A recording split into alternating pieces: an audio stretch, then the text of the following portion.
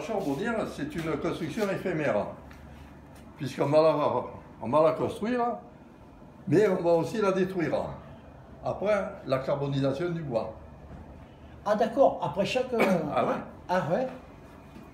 Alors la charbonnière, elle se compose d'un tas de bois, généralement c'est du chêne vert, qu'on appelle la meule, la charbonnière c'est une meule, où on va prendre soin au début de créer au milieu ce qu'on appelle la cheminée.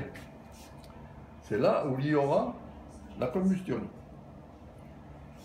Une fois que la cheminée est constituée, nous allons empiler nos rondins de bois appuyés sur cette cheminée.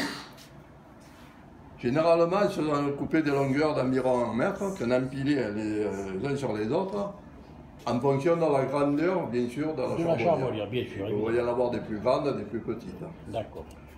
Une fois que les rondins de bois étaient installés tout autour qui constituaient la meule, on allait recouvrir de branchages, de broussailles, qu'on allait ensuite recouvrir de terre. Lorsqu'on allait recouvrir de terre, on va prendre soin, vous voyez tous ces petits bois qui dépassent derrière, ce sont des évents, c'est-à-dire c'est ce qui va servir à maîtriser la carbonisation du bois. D'accord. La combustion d'une charbonnière se fait de haut en bas et du centre vers l'extérieur. Quand on va allumer le foyer, on va mettre du bois, de la braise à l'intérieur de la cheminée et le charbonnier va ouvrir la première rangée de haubans qui se trouve tout autour. La carbonisation va s'étaler du centre vers l'extérieur, comme je disais précédemment. Mais à la couleur de la fumée, le charbonnier va savoir à quel moment il va falloir qu'il rebouche ses évents pour à la couleur de la cheminée. Ah, au début, oui, elle rougit. On a une couleur blanchâtre qui va sortir puisque le bois est humide, il y a de la condensation qui se produit. Et au fur et à mesure, la couleur de la fumée va devenir un peu bleu, plus foncé. Ouais. Et lorsqu'on arrive à des couleurs vraiment foncées, il va savoir, le charbonnier, que sa première rangée de bois est pratiquement à point.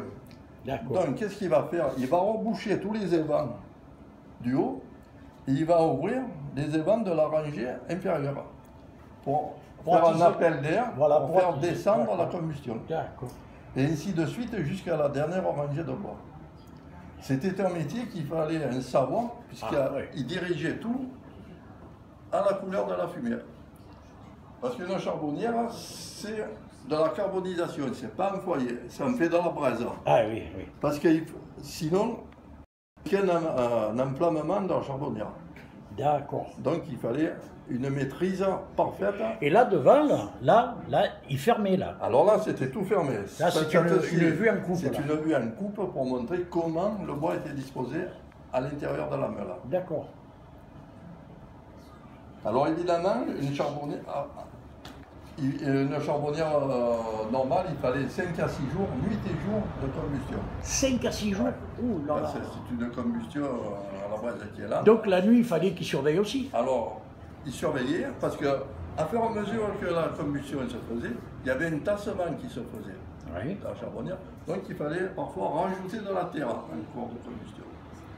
Alors là, le charbonnier, lui, il logeait carrément à côté de il habitait à côté. Ça, là, pendant qu'il faisait ça. Là, nous avons des photos de cabanes de charbonniers. Alors, le charbonnière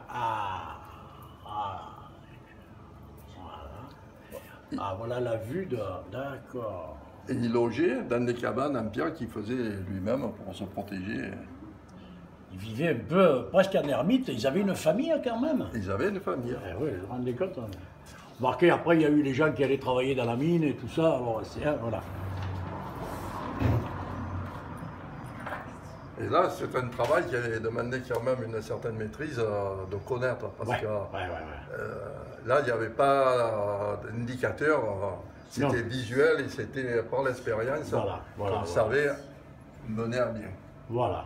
Alors, au bout de 5-6 jours et 6 nuits, lorsque la combustion était terminée, on retirait la terre avec des râteaux et on étalait le charbon de bois au sol pour le laisser refroidir. Voilà. On laissait refroidir la braise. Ensuite, c'était mis dans des couffes pour être transporté. D'accord. Parce qu'à l'époque, le charbon de bois était utilisé de façon domestique. Hein. Et oui. Aujourd'hui, on l'utilise pour les loisirs en barbecue. Ouais, un barbecue, mais à l'époque, c'était utile. Utile. Utile, ouais, nécessaire même. Ouais, même dans les forges, on utilisait du charbon de bois. D'accord.